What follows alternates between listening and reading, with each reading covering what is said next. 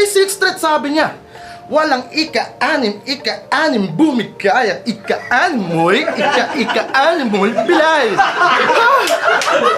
Pag-usapan natin ang Battle MC na may kakaibang estilo sa flip-top, hindi pwedeng hindi banggitin si Lip Cram. Si Lip Cram o sa tunay na pangalan ay Phil Mark Dominguez ay kilala sa kanyang malupit na kombinasyon ng multisyllabic rhyme, creative jokes at mabilis na delivery sa bawat round. Hindi lang siya basta nagpapatawa, marami rin siyang malalim na wordplay na minsan kailangan pang ulitin para magets ng audience. Nagsimula siyang makilala sa flip-top noong 2015 at mula noon ay naging consistent contender sa mga malalaking laban, lalo na sa isa buhay tournament. Just sa lakas niya sa battle rap ay ang kakayahan niyang mag-rebuttals at gawing entertainment ang bawat round. Kaya madalas buhay na buhay ang crowd kapag siya na ang nasa entablado. Sa kultura ng battle rap sa Pilipinas, si Lip Cram ay isa sa mga MC'ng nagpapatunay na hindi lang puro galit at diss ang laban.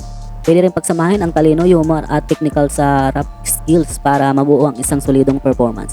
Kaya sa video na ito, balikan natin ang ilan sa mga pinaka-nakakatawang linya mula sa battle MC na si Lip Cram na siguradong mapapatawa at magpapaalala kung gaano kasaya ang event na ito para sa mga battle rap fans.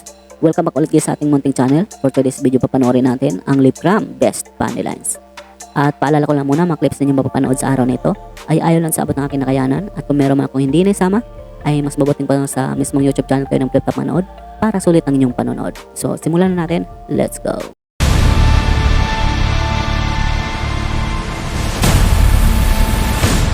Kasi yung sabi niya kay Husky, hindi ka na pag binaon kita Husky, hindi ka na madedetect ng kompas. Hindi na madedetect ng kompas. Jonas, hindi pinandedetect ng tao yung kompas. Kasi sabi ng tropa niya, Tol, nauuhaw ako, baka pwedeng pautang na muna. Sabi naman niya itong diputa, nauuhaw ka na? Oh, tang ka muna. Oh, tang ina ka. Tangin ang boses yan, nakakatakot.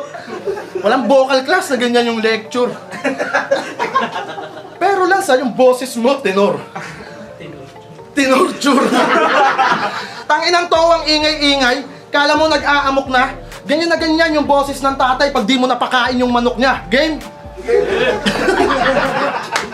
May nabasa akong status mo. Birthday ng anak mo, naka-wordplay din pati yung caption. Sa sobrang lalim, tang ina, kala mo bara na pang ahon. Ikaw lang yung tatay na ganyan.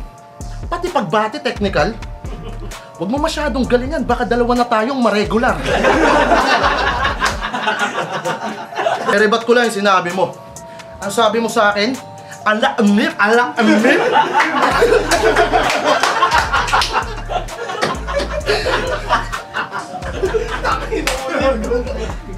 Tinalo ka ni Badang?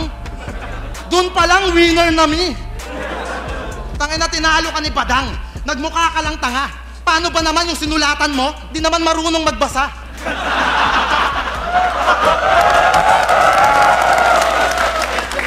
Kaya mag-ingat mga nanay dyan.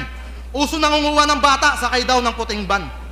At sa lahat ng merong sasakyan, mag-ingat kayo sa batang to, mukhang nangunguha ng puting ban.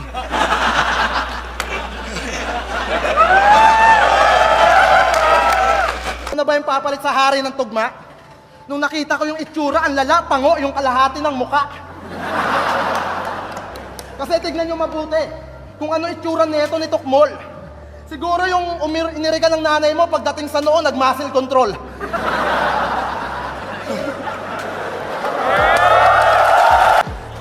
Pero mapunta naman tayo kay Sharin. Ay, yung palihim mo na niligawan.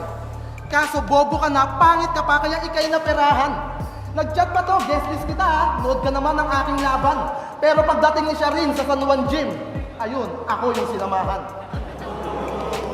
Palihim ka naming tinatawanan habang nakaupo lang sa tabi. Tropa kasi kami. Katunayan, sa tuwing magpapadala ka, meron akong parte. Nakikita mo ba itong sapatos ko? Yung pinambili ko dito, pera mo yung pre. Isa sa pinakakilalang estilo ni Live From sa battle rap ay ang kanyang creative wordplay at multisyllabic rhyme. Hindi lang basta bara ang binibigay niya, madalas may twist, double meaning at mga punchline na kailangan pang ulitin para ma-appreciate. Bukod pa doon, kilala rin siya sa komedyang natural. Kaya kahit malalim ang linya niya, magiging entertaining pa rin para sa crowd. Kaya tuwing aakyat siya sa stage, siguradong may halong talino at patawa ang bawat round. Si rap, yung rap mo, alam ko, karakas, kalahati niyan, English kapag pinangtatabas. Iaangat intensity sa bawat banat, tas ipoplow niya ng ganito para tunog maangas. Kaya yung plano ng arkitekto, mauudlot siya, mauubos. Pagkat ako yung tokang empleyado na di nagbubuhos. So ano sasabihin mo? Magyayabang ka ng achievements o magpe-flex ng fitness rap? Yung tropa ko, healthy living din. Ayun, nasagasaan lang ng truck. Pero wag ka masyadong panghinaan. Tuloy mo yung healthy living mo. Malay mo, ikaw naman masagasaan. Eh di healthy ka sa libing mo. Ikaw lang kilala kong emosyonal na nagja-jogging. Habang tumatakbo siya, puta, yung luha hinahangin. Ano ba?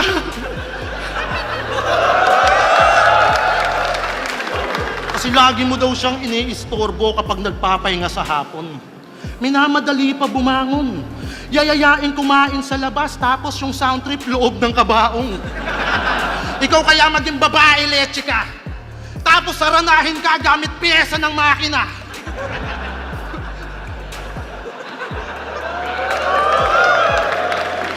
Tangina buong Central Luzon pinersonal. Kaya ngayon si Akata gumante. Yung moment nila naging regionals. Kasi kita nyo si Rap iyak pre. Tangina sinabihan ka lang ng wordplay mongoloid.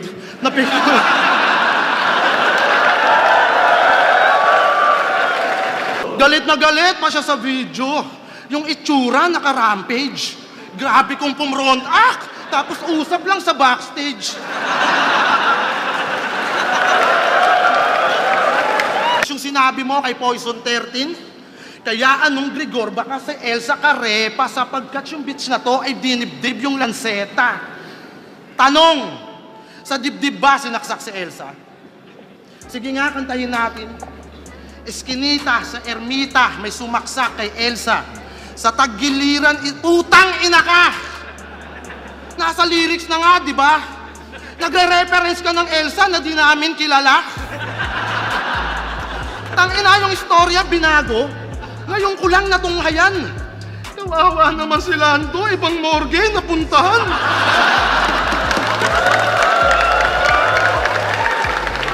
Malakas din ang stage presence ni Live From. Hindi lang siya umaasa sa sulat ng bara. Magaling din siyang mag-deliver, mabilis ang flow, malinaw ang diction at alam niya kung kailan bibitaw ng punchline para sabayan ang reaksyon ng crowd. Kapag nag-hit ang mga linya niya, marinig mo talaga ang lakas ng reaksyon sa venue. Isa ito sa mga dahilan kung bakit naging memorable ang marami niyang laban. Kaya kamusta paghahanda mo?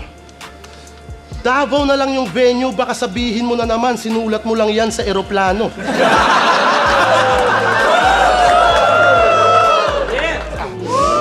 Pero nangaapak yan ng skull hanggang durog at sobrang bloody.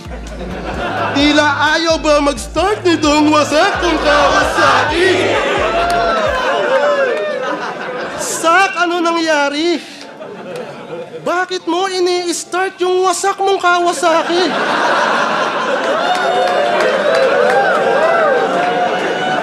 Bubo ka ba? Alam mo na ngang si Rocky na brum-brum mo pa? Ganito ba talaga yung adik sa Davao? Ultimo tawa susuyupin. Yung ayos yung aayusin. Yung sira yung gagamitin. Kaya hi Miko, pagpasensyahan mo na ang iyong daddy. May ganun talaga na pangyayari. Baka pang bully pa sa'yo yung katangahan niyang sinabi. Huwag mo na lang sanang patulan. Pagdasal mo lang palagi. At huwag mo sanang manahin yung wasak niyang Kawasaki.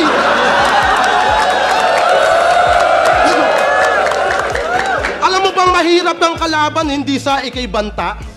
Dahil ang hirap mga pa kung kailan ka maghahanda.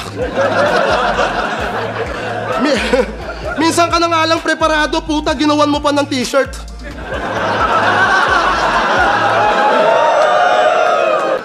Siyempre, dahil lumabot ko sa party ito at kung bago ka lang nakapasyal sa channel ko, ay nanyanyahan mo na kita na mag-subscribe at pakihit na ng bell button para laging updated kung may bago ko ilalabas ng mga content tulad nito.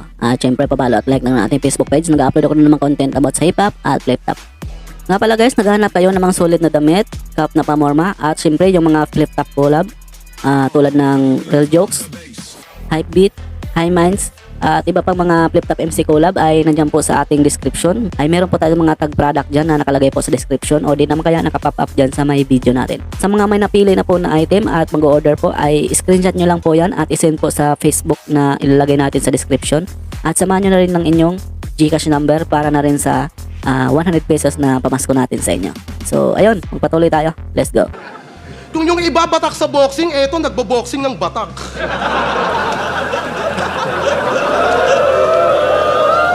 Kaya pala ganado mag-ensayo, laging active sack.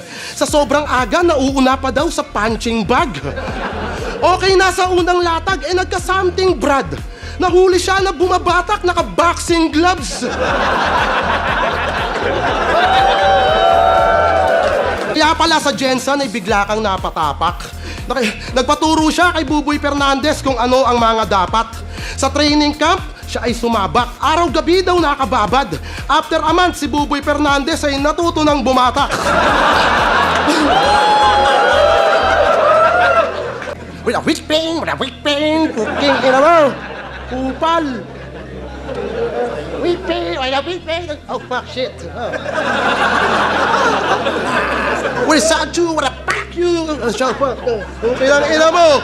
Di ka na natapos sa 4-bar setup mo. Grabe umiyak oh, nangangalo pa nga. Hindi ito deserve ng Davao. Yung expectation na lukot. Awang-awa yung mga MC sa drama niya, pati hugot. Okay na sana yung lahat, bigla kang merong dinukot. Imbis pa nyo, kinang ina nito, foil yung nahugot. Sa kultura ng battle rap sa Pilipinas, si Libram ay isa sa mga MC'ng nagpakita na pwedeng pagsamahin ang technical rap skill, humor at talinong sulat sa iisang performance. Hindi lang siya basta performer, isa rin siyang MC na nag-aambag sa pag-angat ng kalidad ng mga laban. Dahil sa kanyang estilo, maraming fans ang nag-aabang sa bawat battle niya. Dahil siguradong may bagong angle at bagong klase ng bara na maririnig. Simula, palakpakan muna tayo. Elvis, ang laki na ng pinarapol mo na aso. Sabi niya, flash. Anong klaseng version? Anxiety, flash, edi depression. God of War, play motherfucker! Yeah!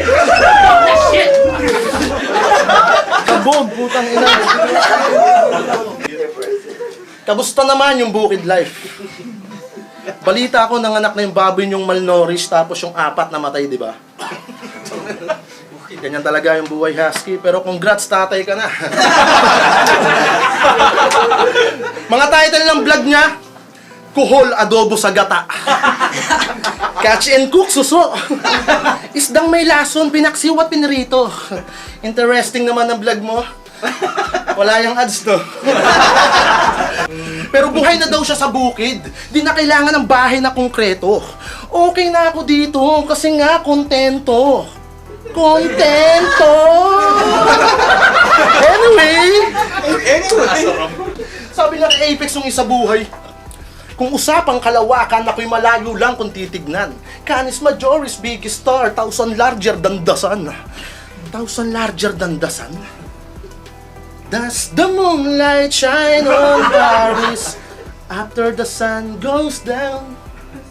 If the London Bridge is falling, 1,000 larger than the sun. Pinagsasasabi mo!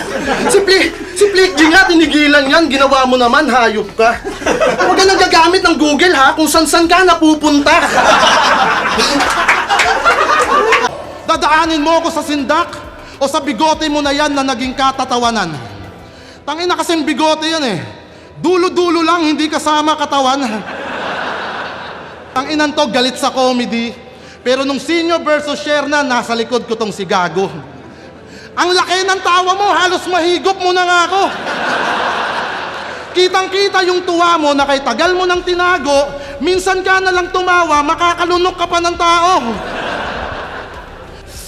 Eh kung yung style tol ng yung idol nila Ruko Inchik gamit.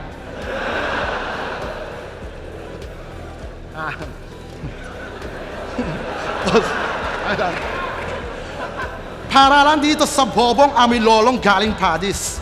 Kaya bossing natin galit, tropang gotong natin alis. Eto rifle sa yung eyeball, kita mo to, photo Arik. Maraming salamat sa panonood. Kung nagustuhan mo ang video na ito, huwag mong kalimutan i-like, share, at mag-subscribe sa channel na ito para mas marami pa tayong ma-upload na content. Pindutin mo na rin ang notification bell para lagi kang updated sa mga bagong videos. I-comment mo na rin sa baba kung anong gusto mo pang makita sa sunod nating content. Hanggang dito na muna. This is Balitaan TV at kita-kits sa susunod na video. Maraming salamat. Peace out.